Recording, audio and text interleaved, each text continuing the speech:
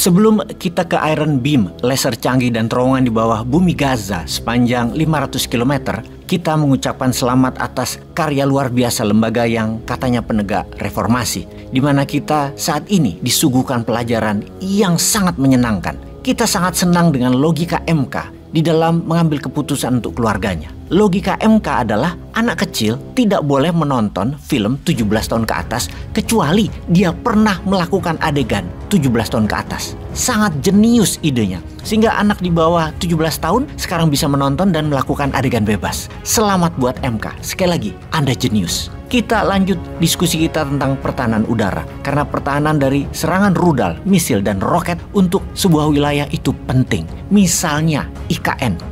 Salah, IKN mah nggak bakal ada yang nyerang. Ini komen kok balik-balik ke sana lagi sih. Israel, kita bicara Israel. Apakah masalah pertahanan udara Israel selain sudah dijebol Hamas Iron Dome-nya?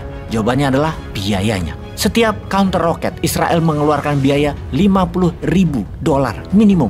Jadi kalau satu hari diserang 1.000 roket Hamas, maka nilainya adalah $50 juta sehari. Amerika seneng banget dagang beginian. Mana peduli 5.000 orang meninggal warga Palestina, di mana 2.000-nya anak kecil. Mana peduli mereka. Lalu Israel menemukan solusi lain yang murah dan sangat efektif untuk memblokade, mengintersep serangan roket itu. Namanya Iron Beam, anti-missile laser system. Jadi apa itu Iron Beam dan bagaimana cara kerjanya? Sebuah alat penembak laser yang sangat panas keluar dari senjata seperti kamera film yang bisa memancarkan sinar laser bertegangan tinggi, dapat menembakkan dengan jarak hingga 5 km. Kelebihannya lagi, kekuatan laser tersebut adalah 100 kW atau sama dengan 1,5 kilo dinamit TNT per menitnya atau 24 gram dinamit per detiknya. Dapat dengan tepat menarget koin dalam jarak 5 km.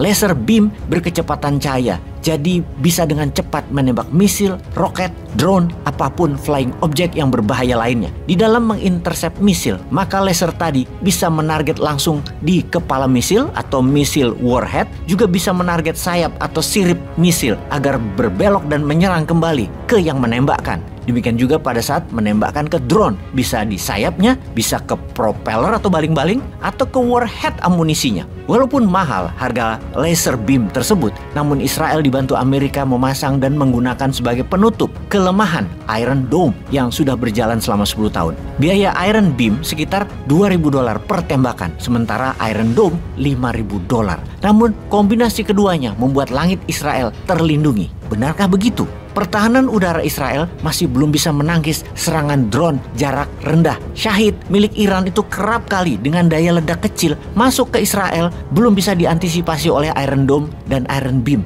Masih pusing Israel. Bayangkan kalau drone Syahid kecil-kecil masuk barengan dengan terbang rendah, jumlahnya puluhan ribu. Kayaknya Israel ambruk juga.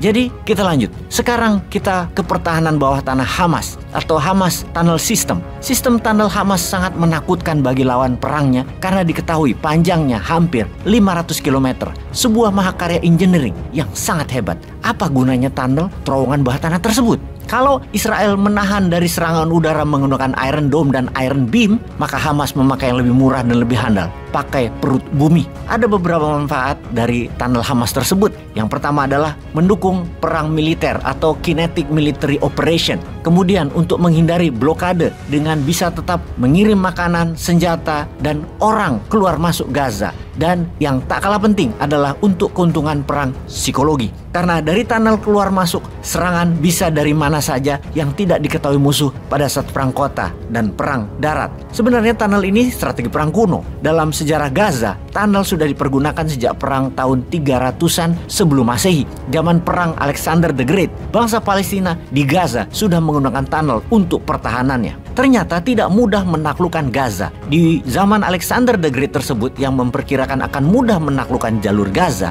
bahkan 100 hari dikepung tentaranya, Gaza tidak takluk juga. Setelah berhasil masuk Gaza, Alexander tidak dapat apa-apa karena Palestinian sudah bergeser ke semenanjung Sinai lewat tunnel. Di tahun 1980-an, secara diam-diam Palestina membangun jalur baru dan rumit di bawah Gaza. Awalnya hanya menyelundupkan barang pangan dan dagangan. Kemudian di tahun 2000, Hamas membangun dengan lebih rumit dan canggih hingga tidak bisa terbaca dengan mudah. diperkirakan hampir $1 billion ekonomi per tahunnya yang melewati jalur tunnel tersebut, menyelundupkan barang dari Mesir seperti BBM, pangan, obat-obatan, dan lain sebagainya untuk kehidupan masyarakat Palestina di Gaza dalam 20 tahun terakhir ini. Hamas memajaki mereka yang menggunakan tunnel ini untuk ekonomi. Hamas adalah pengendali tunnel, namun pihak lain dari rumahnya boleh membangun dan mengkoneksikan dengan tunnel manapun selama melaporkan dan membayar pajak tunnel ke Hamas. Itulah mengapa rumit sekali tunnel di bawah Gaza, karena memang dibuat selama 17 tahun Israel yang memblokade dan mengendalikan wilayah Gaza, membuat masyarakat Palestina harus survive. Mereka menggali menggunakan alat tangan seadanya. Ribuan orang setiap hari diperkirakan masih mengerjakan jalur-jalur yang menambah rumitnya peta tunnel tersebut.